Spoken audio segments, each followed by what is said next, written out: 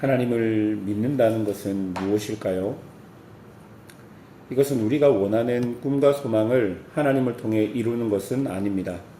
왜냐하면 우리는 죄악으로 이미 타락했기에 우리가 원하는 꿈과 소망은 온전할 수 없기 때문입니다.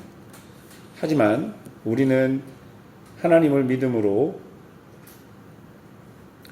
예수님의 십자가와 부활로 그 타락에서 벗어난 존재가 되었습니다. 여러분, 이것은 하나님의 전적 은혜이고 이것을 통해서 우리는 하나님의 뜻을 온전히 알 수 있고 따라갈 수 있는 존재가 되었습니다. 그래서 우리는 하나님을 믿음으로 타락된 나의 꿈이 아닌 온전한 하나님의 꿈을 나를 통해 이룰 수 있는 존재가 된 것입니다. 사랑하는 여러분, 우리는 이렇게 믿음을 통해 하나님과 소통하고 나의 삶에서 하나님의 통치를 받으며 살아갈 수 있습니다. 2025년도 6개월이 흘렀습니다. 여러분에게 2025년은 어떤 해였습니까?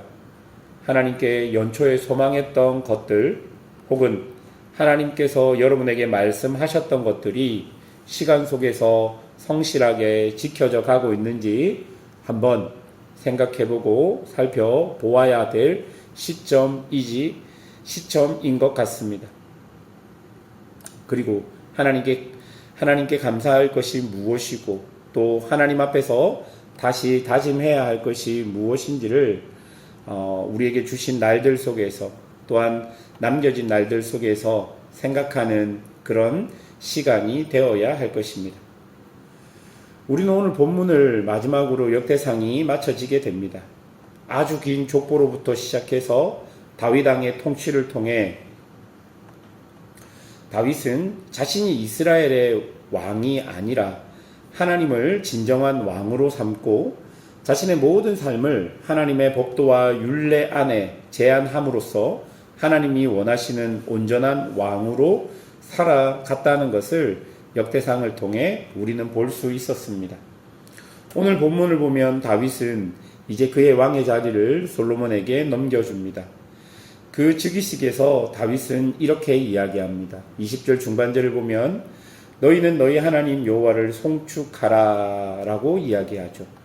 여기서 송축하다라는 말은 몸을 굽혀 경배하다라는 의미를 가지고 있습니다. 이것은 왕도 백성도 이스라엘의 진정한 왕이 하나님임을 보여주는 장면입니다.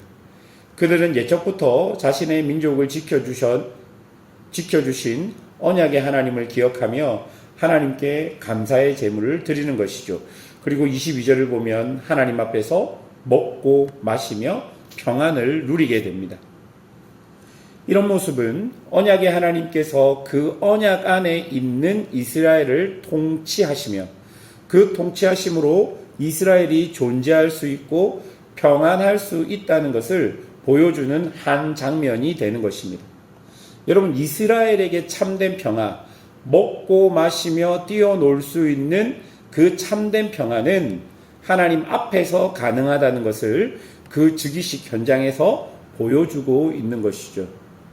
그리고 그런 하나님의 통치와 하나님의 나라는 이스라엘의 왕과 제사장이 바뀌어도 여전함을 우리에게 보여줍니다.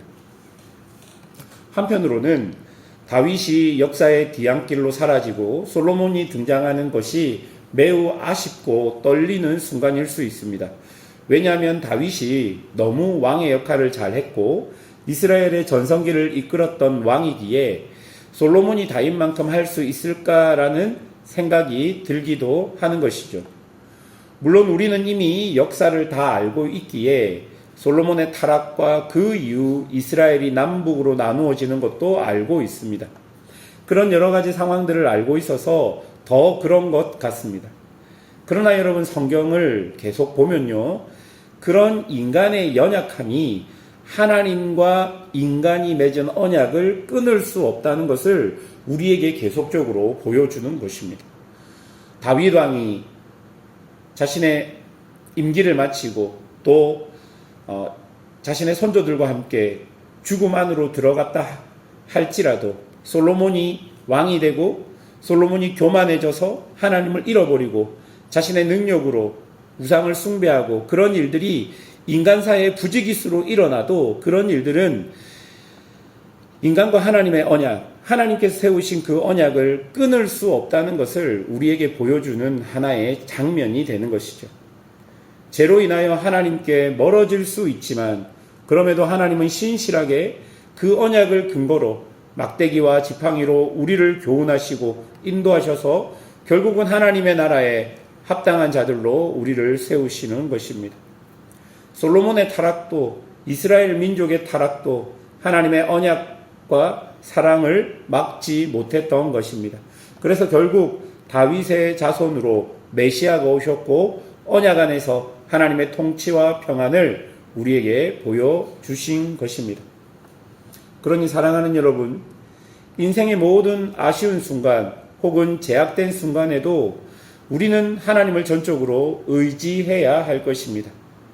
26절부터 보면 다윗의 통치와 행적들을 독자들에게 알려줍니다. 이것은 다윗의 모든 통치 기간이 하나님의 은혜로밖에 설명할 수 없다는 것을 보여주고 또한 다윗의 모든 행적 역시 하나님의 은혜로밖에 설명될 수 없다는 것을 우리에게 보여줍니다. 28절을 보십시오. 그가 나이 많아 늙도록 부하고 존귀를 누리다가 죽음에 그의 아들 솔로몬이 대신하여 왕이 되니라.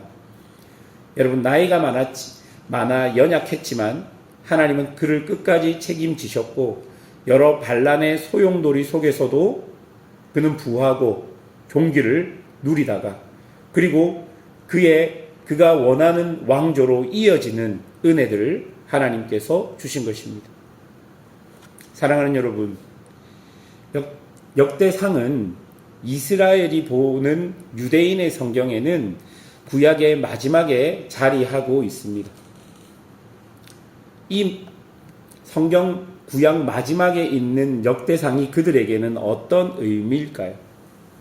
하나님께서 그들의 온 역사를 주관하시고 여전히 지키신다는 의미가 되는 것이죠. 그리고 다윗의 왕조가 영원할 거라는 그 약속이 메시아를 통해 다시 우리 민족에게 오게 될 것이다라는 약속으로 끝나는 것이 역대기입니다.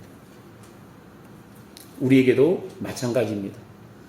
우리의 죄악과 타락이 하나님의 사랑을 막을 수 없고 끊을 수 없다는 것을 역대상이 마지막으로 다윗 왕조가 연결되는 것을 통해서 우리에게 보여주는 것입니다. 사랑하는 성도 여러분, 우리의 삶도 마찬가지입니다. 살펴보면 잘 되는 것도 잘 되지 않는 것도 다 존재하는 것이 인생이고 삶입니다. 이런저런 상황 속에서 우리는 하나님과 함께 하나님과 동행하며 살아가는 것이 무척이나 중요한 것이 우리의 인생과 삶입니다. 잘 되는 시간 속에서도 하나님과 동행하고 잘 되지 않는 시간 속에서도 하나님과 동행하고 우리의 삶의 굴곡 가운데서도 하나님과 동행하고 평안한 가운데서도 하나님과 동행하는 것이 인생에서 아주 중요한 것입니다.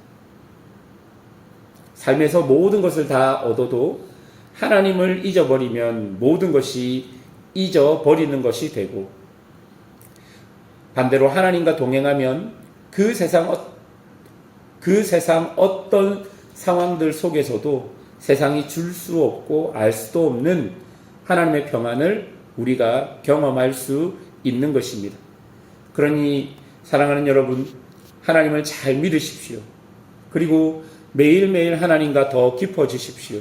하나님께 더 가까이 나아가십시오. 그것이 복된 자의 삶임을 분명히 기억하십시오. 그런 은혜가 있기를 주님의 이름으로 축원합니다. 함께 기도하겠습니다.